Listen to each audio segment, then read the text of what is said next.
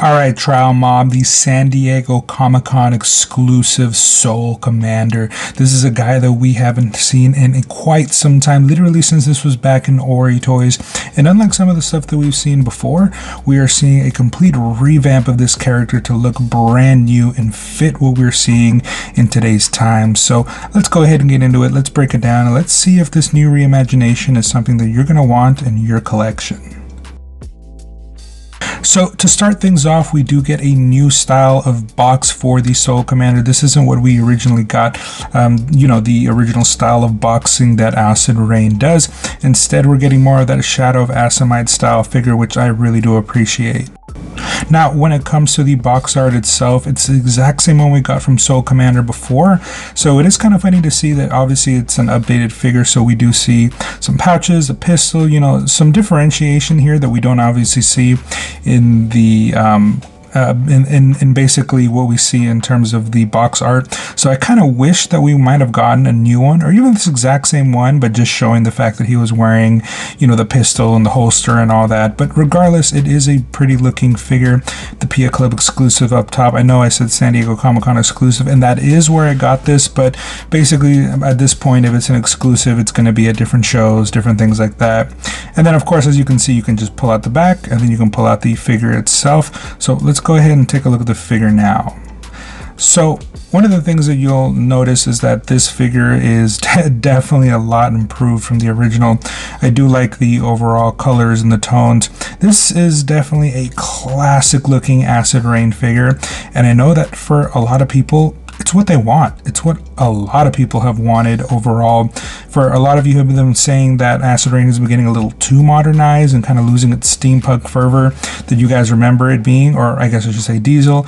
This right here fits into that a lot better, and it's something that I do like overall. I think this is a good looking figure. It's nice and slender, doesn't have too many pouches. It does look definitely more like what I originally remember Acid Rain looking like. So again, I appreciate this return to form for this specific figure, and I'm hoping that we get the same thing in other figures in the future. Now, taking a closer look here at the figure itself. So this has that original Acid Rain Argert's head, and then it has the helmet on top. As you can tell, Sand Team on the back, 88 on the back of the helmet. Those are also two additions that we didn't get before.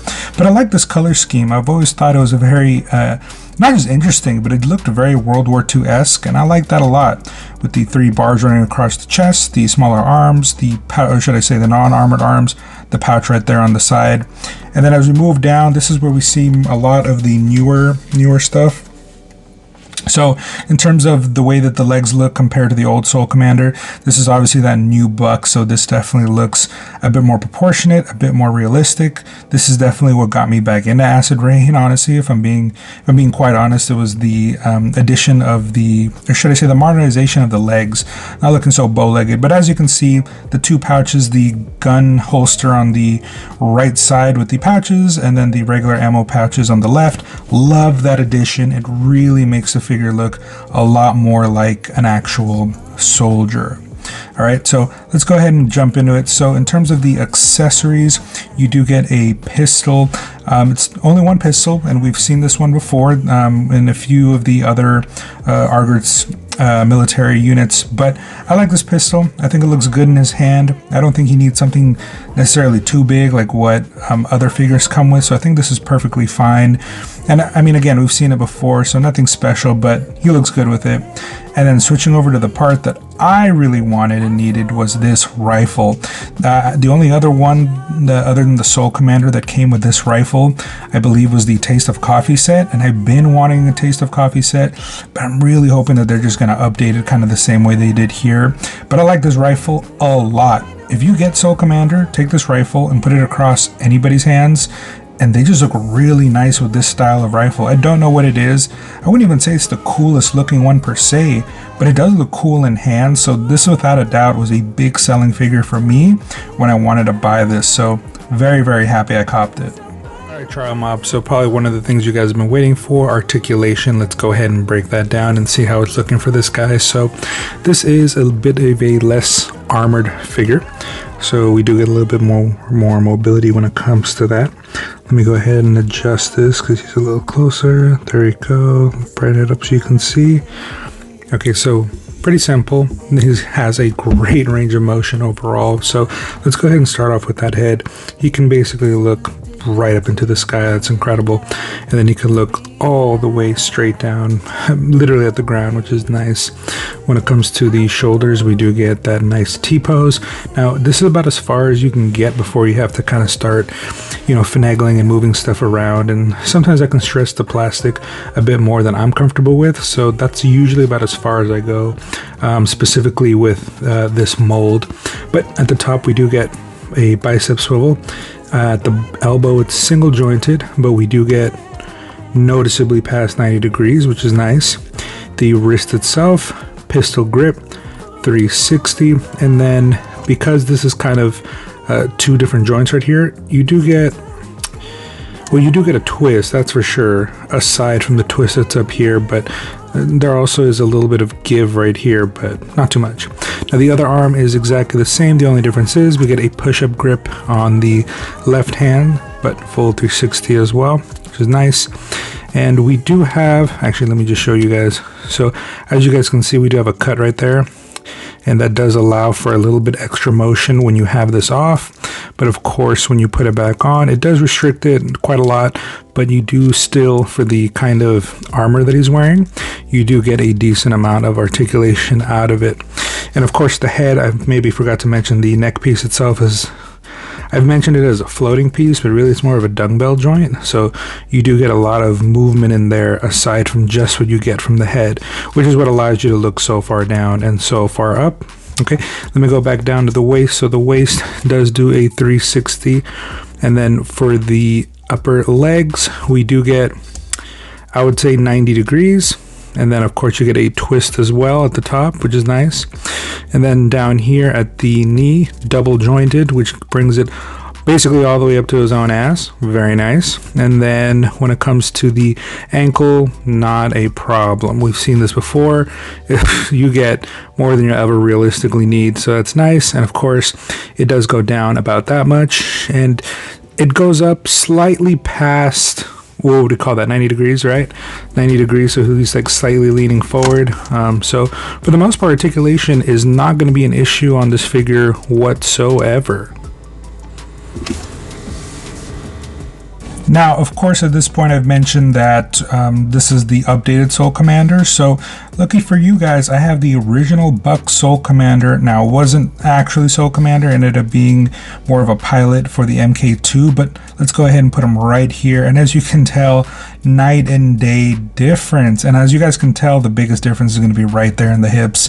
I mean, there's also in the just the overall width of the character. As you can tell, older Acid Rain stuff had kind of like that older Joy Toy upper body where the shoulders themselves feel like they're a little too tight to the body. And then we have these upper hip ball joints that are just way too far out, so he always looks bow-legged. There's this huge space in between his legs, and that's something that we've seen with the Republic of Yamamoto. I really hope that they fix that for them, because I don't really like that bow-legged look, and I really appreciate that here we're getting something that looks a lot different. But the updates include different color in the head.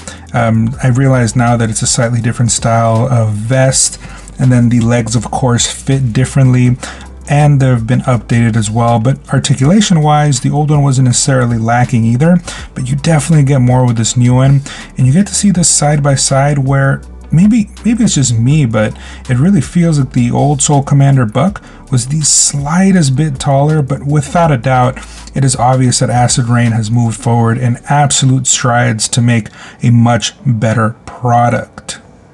Alright, Trial Mob, so moving on to the next part. So this is something that I spoke about last time with the Geist, and I feel like it might have been a little bit rushed, so I wanted to take my time here to show you guys this and show you guys both of them at the same time. But playability, right?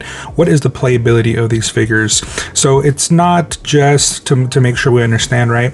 Both of these figures do have something in common. They're basically the most lightly armored version of their, let's say, Buck, and so because of that, they both are highly articulated, figures that are also high on playability, and the reason why that is because while you can have good articulation in other figures, that doesn't necessarily always mean that the articulation can be easily moved around for playability purposes. So let me go ahead and start with the new guy right here. So Soul Commander, let's go ahead and look at him real quick. So here's the main thing for me. As I mentioned before, easy to get him into different poses, easy to move him around, nothing's really hindering him from getting anywhere. When it comes to getting, like, let's say an aim down sight pose, thanks to the, the pistol style grip over here, you can kind of get that hand where you want to. Now I will mention this, when it comes to this style of grip, sometimes it can be a little bit harder in terms of playability to put him exactly where you want to, right? The more you bring up this hand, the more it kind of comes out a little bit. So you always kind of have to keep it tucked, which is fairly realistic, but as you can tell, not much of a problem to get him in an aim down sight. And when it comes to, and then when it comes to his legs, right? Let me put him in a crouching stance. So no problem. I can get him up to basically 90 degrees, easy to bend the other leg back. Let me go ahead and put him in a pose.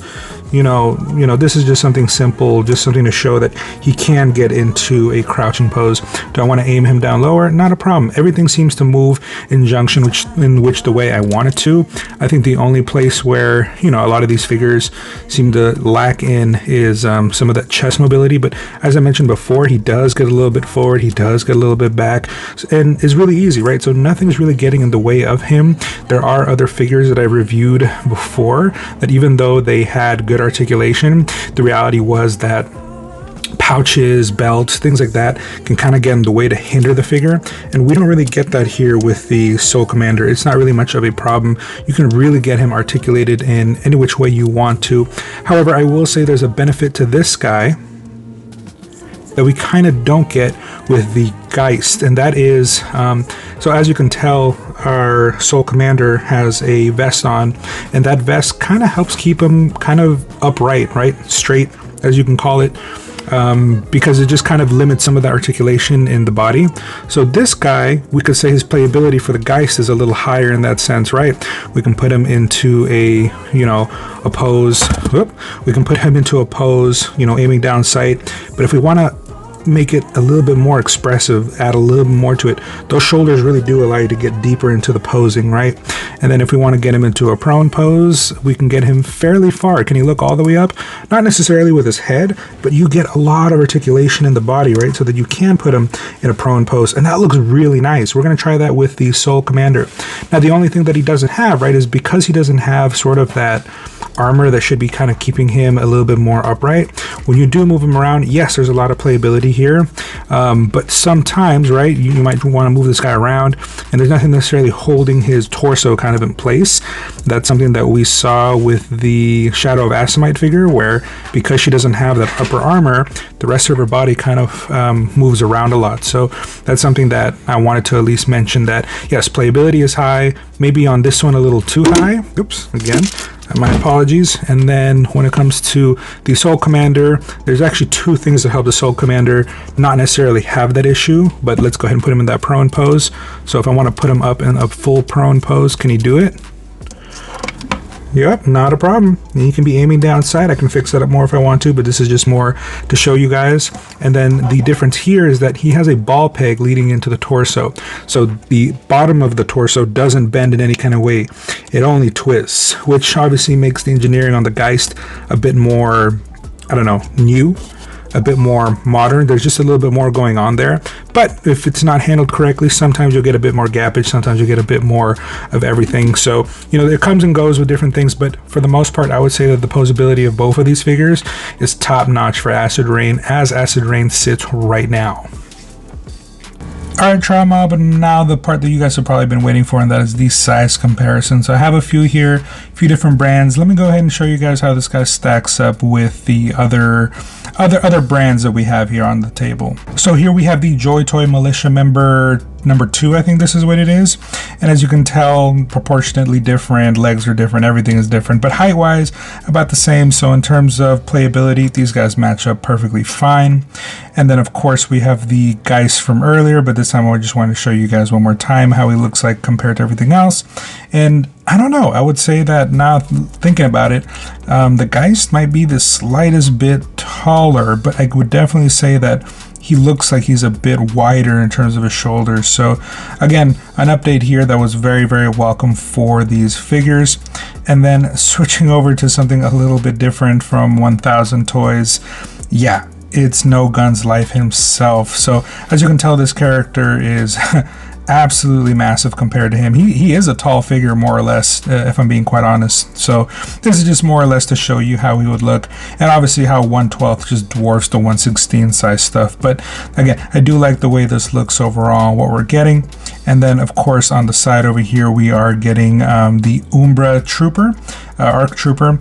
I think that he does look really nice. I like the aesthetic overall, and obviously definitely smaller than the No Guns Life figure, but way taller than the Soul Commander itself. So this just goes to show you that you would probably have to buy any of the Star Wars vintage stuff if you wanted it to line up correctly.